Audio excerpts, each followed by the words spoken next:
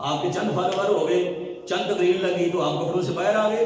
خیال سے ابھی نبی جنتی جنتی کا نعرہ ہم نہیں، عشرہ مبشرہ جن 10 کو حضور نے جنت کی بشارت دی ان کے علاوہ. میں نے کہا پھر دل تھام کر بتاؤ امام زین العابدین کے بارے میں تو میرے نبی نے کہاں فرمایا کہ جنتی ہیں، لیکن یہ کہہ کے بتا سکتے ہو. تم کہتے ہو مجھے آل نبی سے بڑی محبت ہے، تو امام باقر کا کہاں نام ہے، امام جعفر کا کہاں نام ہے، امام موسیٰ کاظم کا کہاں نام ہے، امام تقی کا کہاں نام ہے، امام نقی کا کہاں نام ہے، امام حسن عسکری کا کہاں نام ہے، امام مہدی کا کیا نام ہے.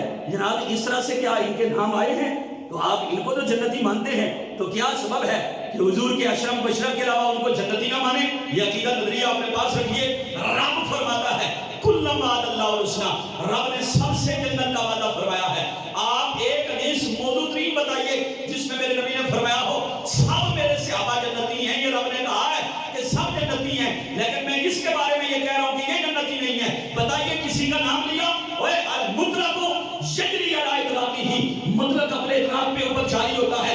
جب رب قید اٹھا کر بات کرے نا تو بندوق کی کوئی ضرورت نہیں ہے کہ قید لگائے.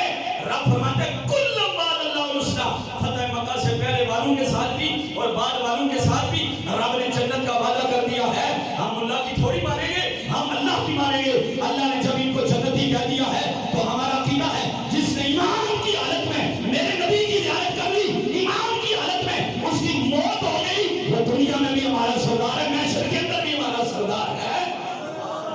ہر صحابی نبی زور سے اچھا کہنے والے حضور غلام خوش کرو گے، سرکار خوش ہوں گے. حضور